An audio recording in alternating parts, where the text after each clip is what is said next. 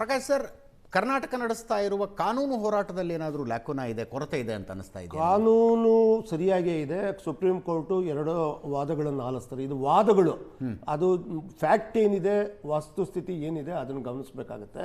ಎಲ್ಲಿ ಸಂದಿಗ್ಧ ಬರುತ್ತೆ ಅವ್ರ ಫ್ಯಾಕ್ಟ್ ಫೈಂಡಿಂಗ್ ಟೀಮ್ನ ಸ್ಥಳಕ್ಕೆ ಕಳಿಸಿ, ಸ್ಟಡಿ ಟೀಮ್ನ ಕಳಿಸಿ, ಅದು ಡೇಟಾ ತಗೊಂಡು ಅವ್ರು ಡಿಸೈಡ್ ಮಾಡಬೇಕಾಗುತ್ತೆ. ಕೆಲವು ಟೈಮ್ ಏನಾಗುತ್ತೆ, ಬಯಾಸ್ ಇರುತ್ತೆ. ಇದುವರೆಗೂ ನಾವು ನೋಡಿರೋ ಹಾಗೆ ತಮಿಳುನಾಡು ಪರ ಬಯಾಸ್ ಭಾಳ ಇದೆ ಇದುವರೆಗೂ ಆಗಿರೋದು. ಏನು, what could be the reason ನೋಡಿ, ವೆಸ್ಟೆಡ್ ಇಂಟ್ರೆಸ್ಟ್ ಇದೆ. ಅಟ್ ಆಲ್ ಲೆವೆಲ್ಸ್ ಅವ್ರ ಜನಗಳಿದ್ದಾರೆ. ಲಾಯರ್ಸು ಕೂಡ ಇದ್ದಾರೆ, IAS ಲಾಬಿನಲ್ಲಿದ್ದಾರೆ, ಆ್ಯಂಡ್ ಎಲ್ಲ ಲೆವೆಲ್ನಲ್ಲೂ ಅವ್ರ ಜನಗಳಿದ್ದಾರೆ. ನಮ್ಮ ಜನಗಳಿಗೆ ಆ ರೀಚ್ ಇಲ್ಲ, ನಮ್ಮಲ್ಲಿ ಆ ಯುನಿಟಿ ಇಲ್ಲ, ಆ ರಿಸಾಲ್ವ್ ಇಲ್ಲ. ನಮ್ಮ ಇಂಟ್ರೆಸ್ಟು ನಾವು ಮಾಡ್ತೀವಿ ಅನ್ನೋದಿಲ್ಲ, ನಮಗೆ ಆತ್ಮಾಭಿಮಾನ ಇಲ್ಲ. ಅಲ್ಲ, ಮುಖ್ಯಮಂತ್ರಿಗಳಾಗಿ ದೆಹಲಿಗೆ ಹೋದ ಸಂದರ್ಭದಲ್ಲಿ ಒಂದು ಸಭೆ ಮಾಡಿದ್ರು. ಆ ಸಭೆ ಭಾಳ ಅಂದರೆ ಅಪ್ರಿಷಿಯೇಟ್ ಮಾಡಬೇಕಾದ ಸಭೆ. ಕನ್ನಡಿಗ ಅಧಿಕಾರಿಗಳು ಎಲ್ಲೆಲ್ಲಿದ್ದಾರೆ ಆಯಕಟ್ಟಿನ ಜಾಗದಲ್ಲಿ ಎಲ್ಲರನ್ನೂ ಕರೆದು ಒಂದು ಡಿನ್ನರ್ ಮಾಡಿ, ಕರ್ನಾಟಕದ ಹಿತಾಸಕ್ತಿ ಅಂತ ಏನಾರು ಬಂದರೆ ನೀವು ನಮ್ಮ ಜೊತೆಗೆ ನಿಂತ್ಕೋಬೇಕು ಅಂತ ಒಂದು ಮಾಡಿದ್ರು. I think first of it's kind ಅದು. ಹೌದು, ನಾನು ಕೂಡ ಅಖಿಲ ಭಾರತ ಸೇವೆನಲ್ಲಿ ಕೆಲಸ ಮಾಡಿದ್ದೀನಿ. ಡೆಲ್ಲಿನಲ್ಲೂ ಕೂಡ ನಾನು 1 ವರ್ಷ ಕೆಲಸ ಮಾಡಿದ್ದೀನಿ. ಅಲ್ಲಿ ಯಾವ್ಯಾವ ಲಾಬಿಗಳು ಡಾಮಿನೇಟ್ ಮಾಡ್ತಾರೆ ಅದನ್ನು ನಾನು ನೋಡಿದ್ದೀನಿ. ಕೆಲವು ಸಂದರ್ಭಗಳಲ್ಲಿ ನಾನು ಕೂಡ ವಿಕ್ಟಿಮ್ ಆಗಿದ್ದೀನಿ. ಯಾಕೆ ಅಂದರೆ ಕನ್ನಡಿಗರು ಅಂದರೆ ಸ್ವಲ್ಪ ಮೃದು ಸ್ವಭಾವ, ನಾವು ಅಷ್ಟು ದನಿ ಎತ್ತಿ ಮಾತಾಡೋದಕ್ಕೆ ಹೋಗಲ್ಲ. ಆದರೆ ನಾನು ಸಭೆಗಳಲ್ಲಿ ದನಿ ಎತ್ತಿ ಮಾತಾಡ್ತಾ ಇದ್ದೆ. ನ್ಯಾಷನಲ್ ಡಿಸಾಸ್ಟರ್ ಮ್ಯಾನೇಜ್ಮೆಂಟ್ ಅಥಾರಿಟಿನಲ್ಲಿ ಎದ್ದು ನಿಂತು ಮಾತಾಡಿದೆ. ಇದು ಆಗಲ್ಲ ಅಂತ ಹೇಳಿದೆ. ಆ ಧೈರ್ಯ ಮಾಡಬೇಕು ನಾವು, ಇದು ಆಗಲ್ಲ ಅಂತ. ಸೊ ಈಗ ನಾನು ಅದನ್ನೇ ಹೇಳ್ತಿದ್ದೀನಿ. ರಮೇಶ್ ಪುತ್ತಿ ಅವರಿಗೆ ಒಂದು ಪ್ರಶ್ನೆ ಕೇಳೋದಕ್ಕೆ ಇಷ್ಟಪಡ್ತೀನಿ. ಸರ್, ರಮೇಶ್ ಅವರು ಕೇಳಿಸ್ತಾ ಇದೆಯಾ ನನ್ನ ಮಾತು? ಕೇಳಿ. ಸೊ ನೋಡಿ, 1924 ಅಗ್ರಿಮೆಂಟನ್ನೇ ನಾವು ಮುಂದಿಟ್ಕೊಂಡು ನಾವು ಕೆಲಸ ಮಾಡ್ತಾ ಇದ್ದೀವಿ. ನಾವು 2 ಪ್ರಶ್ನೆಗಳು ಕೇಳ್ತೀನಿ ನಾನು. ಈ ಬಿಳಿಗುಂಡ್ಲು ಮಾಪನ ಕೇಂದ್ರ ಏನಿದೆ ಅದು KRS ಇಂದ 200 ಕಿಲೋಮೀಟರ್ ದೂರದಲ್ಲಿದೆ. 167 ಕಿಲೋಮೀಟ್ರು. ಅದು ಒಂದು ಸ್ವಲ್ಪ ಅಂಕುಡೊಂಕು ಕಾಡುಗಳ ಮೂಲಕ deep valley, lineament, highly fracture terrain ಅದು. ಇಲ್ಲಿ ನಾವು 1 TMC ನೀರು ಬಿಟ್ಟರೆ ಬಿಳಿಗೊಂಡ್ಲುಗಳಿಗೆ 1 TMC ತಲುಪಲ್ಲ, ಅರ್ಧ ಕೂಡ ತಲುಪಲ್ಲ. ಸೊ ಹೀಗಾಗಿ ನಾವು ಇದನ್ನು ಪಾಲಿಸ್ಕೊಂಡು ನಾವು ತುಂಬ ನಷ್ಟ ಮಾಡ್ಕೊತಾ ಇದ್ದೀವಿ. ಮೆಜರಿಂಗ್ 3,500 ಕ್ಯೂಸೆಕ್ಸ್ ಏನು ಪರ್ ಡೇ ಬಿಡಬೇಕು ಅಂತ ಹೇಳಿದಾರಲ್ಲ, ಅಷ್ಟು ಬಿಳಿಗುಂಡ್ಲು ದಾಟಬೇಕು ಅಂದರೆ 6,000 ಕ್ಯೂಸೆಕ್ಸ್ ಪರ್ ಡೇ KRS ನಿಂದ ರಿಲೀಸ್ ಮಾಡಬೇಕು. ಅದಕ್ಕೆ ನಾನು ಹೇಳೋದು, ನೀವು ಮೆಜರಿಂಗ್ ಗೇಜ್ನ ಬಲಮುರಿ ಹತ್ರ ಇಡಿ ಅಥವಾ KRS ಹತ್ರನೇ ಇಡಿ. ಅದು ಬೇಡವಾ, ನಿಮಗೆ ಕರ್ನಾಟಕದ ಭಾಗ ಉಪಯೋಗಿಸ್ಕೊಂತಾರೆ ಅಂದರೆ T ನರಸೀಪುರ ಆದಮೇಲೆ ಇಡಿ. ಅದಾದಮೇಲೆ ಅಲ್ಲಿಂದ ನೀವು ಮೆಜರ್ ಮಾಡಿ ಕೊಟ್ಟುಬಿಡಿ. ಅದರಿಂದ ಆಚೆಗೆ ಎಷ್ಟು ಲಾಸ್ ಆಗುತ್ತೆ, ಎಷ್ಟು ಹೋಗುತ್ತೆ, ಅದು ಅವ್ರಿಗೆ ಸೇರಿದ್ದು. ಈಗ ಏನಾಗಿದೆ, ತಮಿಳುನಾಡು ಯಾಕೆ ಒಪ್ಕೊಳ್ಳುತ್ತೆ ಅದಕ್ಕೆ? ಅದು ಒಪ್ಕೊಬೇಕು. ಇದು ಫ್ಯಾಕ್ಟು, ನಮಗೆ ಲಾಸ್ ಆಗ್ತಾ ಇದೆ. ಹೌದು, ಯಾಕೆಂದರೆ 1924 ಒಪ್ಪಂದ ಏಕಪಕ್ಷೀಯ ಒಪ್ಪಂದ, ಬ್ರಿಟಿಷರು ಮಾಡಿರೋದು. ಅದ್ರ ಪ್ರಕಾರ ನೀವು ಹೇಳಿ ಒಂದು ಪಾಯಿಂಟು, ನಮ್ಮ KRS ನಾವು ಕಟ್ಟಿರೋದು, ಅದನ್ನು ಮೇಂಟೆನೆನ್ಸ್ ಮಾಡೋದಕ್ಕೆ, ಡಿಸಿಲ್ಟಿಂಗ್ ಮಾಡೋದಕ್ಕೆ ತಮಿಳ್ನಾಡು ಪರ್ಮಿಷನ್ ತಗೋಬೇಕಾ ನಾವು? ಇದೆಂಥ ವಿಪರ್ಯಾಸ ಸರ್ ಇದು. ಅದರಿಂದಾಗಿ ಅದೊಂದು ಜೊತೆಗೆ ಡಿಸ್ಟ್ರೆಸ್ ಇಯರ್ ಫಾರ್ಮುಲಾ ಇಲ್ಲ 1924ರಲ್ಲಿ. ಸೊ 1924 ಒಪ್ಪಂದನ ಸಂಪೂರ್ಣವಾಗಿ ತಿರಸ್ಕರಿಸಿ ಹೊಸ ಒಪ್ಪಂದ ಮಾಡ್ಕೊಳ್ಳೋಣ. ಇವತ್ತಿನ ಫ್ಯಾಕ್ಟ್ಸ್ ಏನಿದೆ, ವಸ್ತುಸ್ಥಿತಿ ಏನಿದೆ, ಅವರೂ ಬರಲಿ ನಾವು ಬರಲಿ, 2 ಕಡೆ ಕೂತ್ಕೊಂಡು ಒಂದು ಒಪ್ಪಂದ ಮಾಡ್ಕೊಳ್ಳೋಣ. ಫಸ್ಟ್ ಕರಡು ಮಾಡ್ಕೊಂಡು ಆಮೇಲೆ ಫೈನಲೈಸ್ ಮಾಡೋಣ. ಹೊಸ ಒಪ್ಪಂದ ಆಗಬೇಕು. ಇಲ್ಲದೆ ಅದುವರೆಗೂ ಕರ್ನಾಟಕಕ್ಕೆ ಲಾಸ್ ಆಗ್ತಾನೆ ಇರುತ್ತೆ. ನಾವು ಅನುಭವಿಸಲೇಬೇಕಾಗುತ್ತೆ. ಸಮಸ್ಯೆ ಆದಾಗ ನಾವು ಮಾತಾಡ್ತೀವಿ. ನಾಳೆ ಜೋರು ಮಳೆ ಆದ್ರೆ ನಾಡಿದ್ದಿಂದ ಈ ಡಿಸ್ಕಷನ್ ಬಂದಾಗ, ಇಲ್ಲ ಮಳೆ ಬರಲ್ಲ ಅಂತ ಹೇಳಿದ್ರೆ, ನಾಳೆ ಜೋರು ಮಳೆ ಆದ್ರೆ ನಾಡಿದ್ದಿಂದ ಈ ಡಿಸ್ಕಷನ್ ಕರ್ನಾಟಕದ ಸಮಸ್ಯೆ ಅದು ಕರ್ನಾಟಕದ ಸಮಸ್ಯೆ ಅದು ನಮ್ಮ ದೌರ್ಬಲ್ಯ ಮೈಮರೆವು ಅಲ್ವಾ? ಸೀರಿಯಸ್ ಆಗಿ ತಗೊಬೇಕು.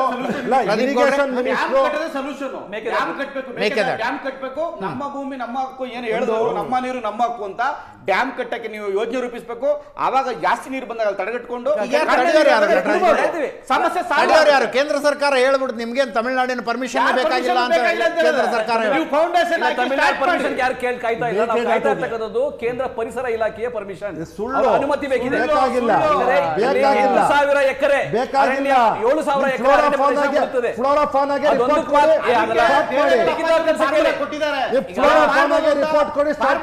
ನಮ್ದು DPR ಹೋಗಿದೆ. ಅಜಿತ್ ಅವರೇ DPR ಅವರು ಪರಿಷ್ಕೃತ DPR ಕಳಿಸಿ ಅಂತ ಹೇಳಿದ್ದಾರೆ ಇವಾಗ ಮೊನ್ನೆ. ಒಂದು ಪರಿಷ್ಕೃತ DPR ಹೋಗುತ್ತೆ. ಎರಡನೇದೇನು ಗೊತ್ತಾ, ಪರಿಸರ ಇಲಾಖೆಯಿಂದ ಅನುಮತಿ ಬೇಕಿದೆ. ನಮ್ಗೆ ನಾಳೆನೇ ಶುರು ಮಾಡ್ತೀವಿ. We are ready. ಕರ್ನಾಟಕ ಚಿಂತೆ ಮಾಡಿ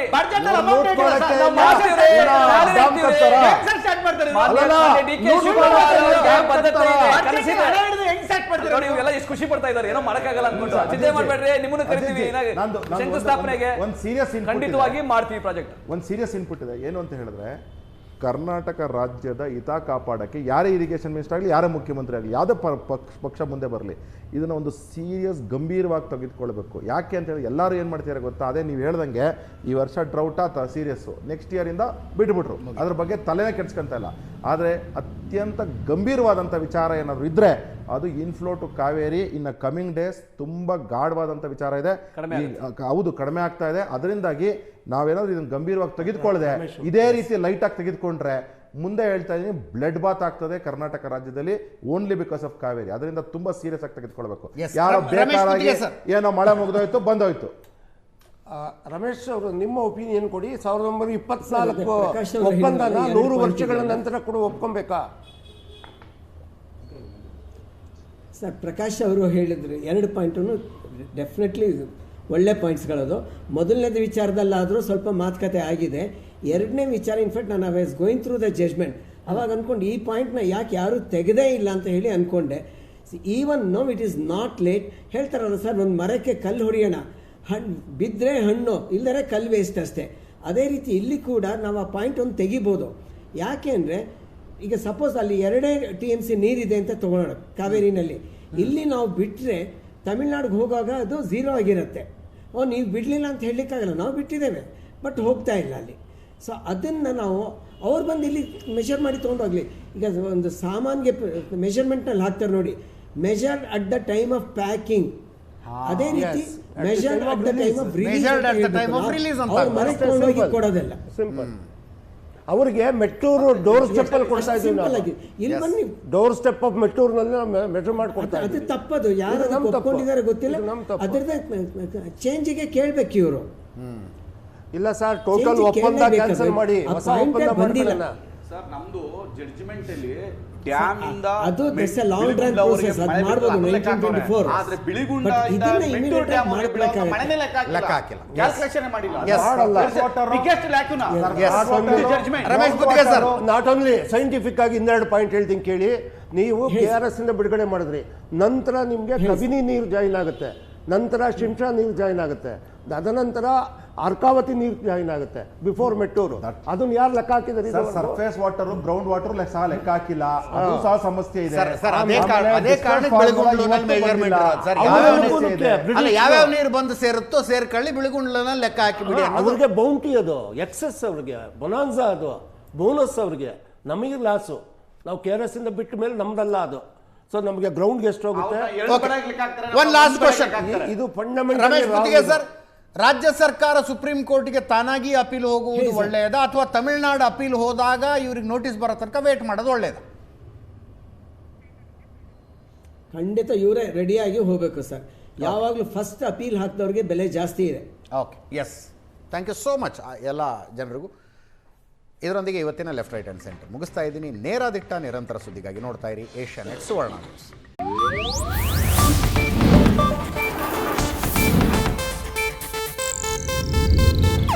ಇದು ಏಷ್ಯಾನೆಟ್ ನ್ಯೂಸ್ ನೆಟ್ವರ್ಕ್ ಪ್ರಸ್ತುತಿ.